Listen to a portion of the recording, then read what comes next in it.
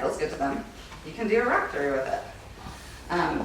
That can feel good, and then you can do that same sideline SI joint mobilization. Could be another hands-on technique for mid-pelvis too. Just remember, yeah. It's right in the middle of that sacrum. All right. Thank you, ma'am. Hands-on assist. Here's my papa.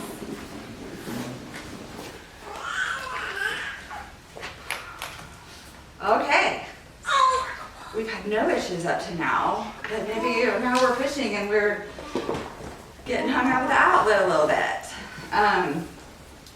How can we, when we are hung up at the outlet, we want to create space both front to back and side to side, right? Baby still has another rotation to make through, so we just need to be like alternating, making space in both those ways. And of course, right, we're not like intervening unless we see something's wrong. We're letting them follow their instincts when they're pushing, right? Like, and what's feeling good to them. And when we are seeing that we're having a stall in progress is when we can step in with suggestions, with assessment and suggestions. So we're letting them follow their lead. Some, we all know different pushing positions. Some that are my favorites, that when we really are needing to open up the outlet, is reaching up with an untucked squat. This is going to be good with the birth sling or a partner's help, or just something that they can hang on to high, because we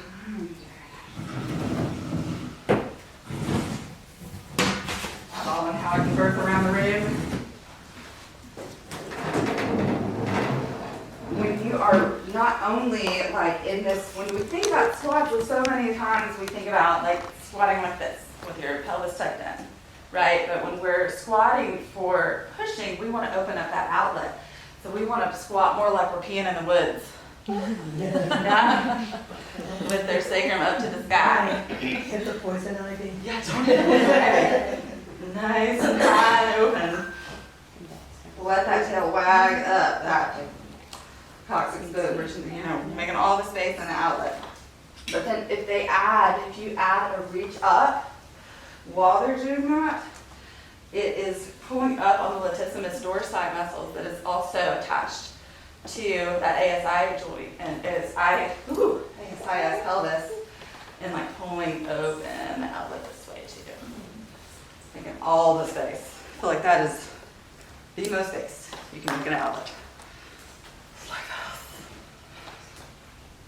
And so many people do reach up when it's time to push. Mm-hmm.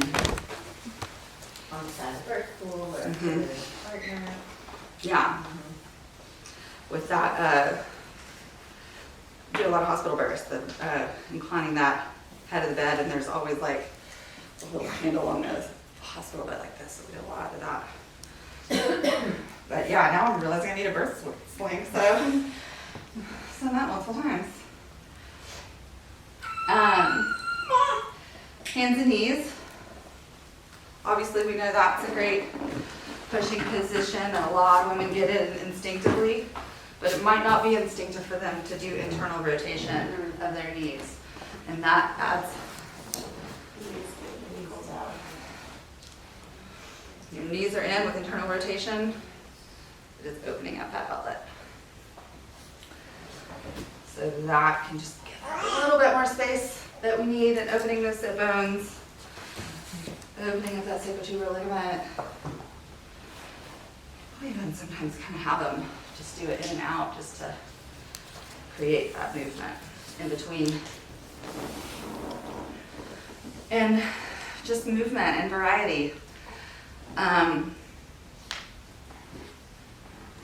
It's hard to get, of course you always just weigh, you want them to stay in their rhythm when they're pushing well, but finding different positions for baby to navigate through can help a lot. But and that little more space. Hands-on thing that hands-on assistance with the outlet. We can do the double hip squeeze in 3 locations. I guess I'll just show y'all on the pelvis because we can see what it does. We talked about the ASIS hip squeeze. That creates all this mid-pelvis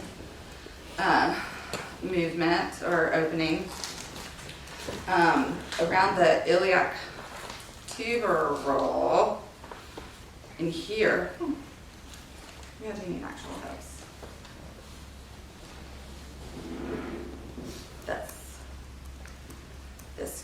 This is a good hip squeeze too. And then the one that we're used to, right, is back right here, but this can be good for comfort because it's creating slack on those uterine ligaments that are attached to the front part of the SI joint, but it's not doing a whole lot for opening up the pelvis. So more intentional here and here can create that counter pressure that can feel good, but also like really give assistance to the pelvis to create a little more room. Sits bone spread. They're on hands and knees. You can get on their sit bones and get them a good spread. It's very easy. Spread apart this way. You can have your thumbs on either side and do gentle. Of course, this is all gentle. But that little bit extra is sometimes all. You'd be a good mime. Oh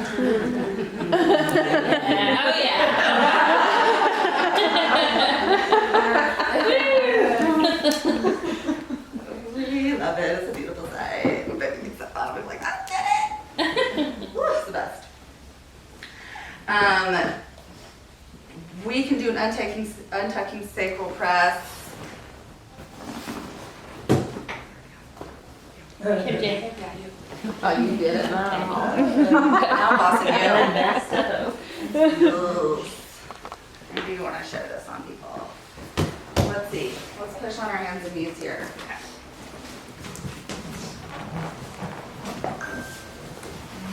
Got a good push and dress on. Pushing. So the sacral press that we did to encourage room in the inlet was this way. To open that up. But the sacrum press that we can do to encourage space in the outlet is this way. Forward. And we don't want it down low because we don't want to impede space here. We want to do this high up. You can feel your sacrum moving. Like that. Nice. Another time to shake the booty. This can be really helpful if we kind of are just pushing a while. Let's just do a reset of the nervous system. Let's shake everything. And a lot of times we get restriction at the outlet when there are tight, like posterior leg muscles. So you can shake right here at those sit bones and shake all the way down the hammies. This is a great in-between thing, right? We wouldn't do this during pushing, obviously. But in between, it just helps relax them and can release that fascia, make a little more space for that next push. And it really does do something.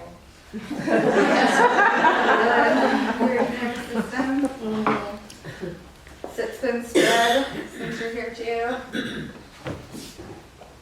Oh, look at that baby.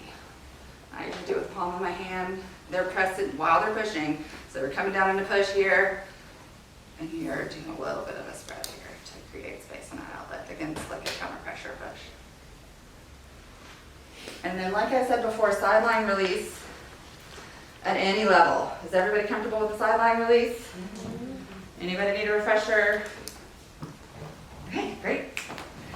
Sideline release is just the magic of using the gravity of your leg hanging to release all the muscles attached to each side of the pelvis. So it can relax the psoas and the quadratus at the inlet. It can release all the deep 6 hip muscles. It can release a restricted SI joint and most often release a tight pelvic floor. So at any level, you can always do that sideline release. We're doing it or no? No, I think somebody's got it. What else can we do? Oh, we Something got else this! we juggle somewhere? We're maybe through. There's nowhere else to go. We got our maybe through. Next time you speak first, I'm gonna put a little tip out. Everybody Oh, Right? That's why I said if you're gonna volunteer for somebody, always volunteer for the massage therapist. That is right. Oh, And then I've got, like, I always like to end with my, like, some of my most impressive cone heads. When we got that wonky baby through. And like, and that's always so fascinating to me. Like, let me look at that cone head, because then you get all the answers of what they were doing in there. Oh, there's the 5 centimeters. You heard me. Look at it, yeah. Yeah.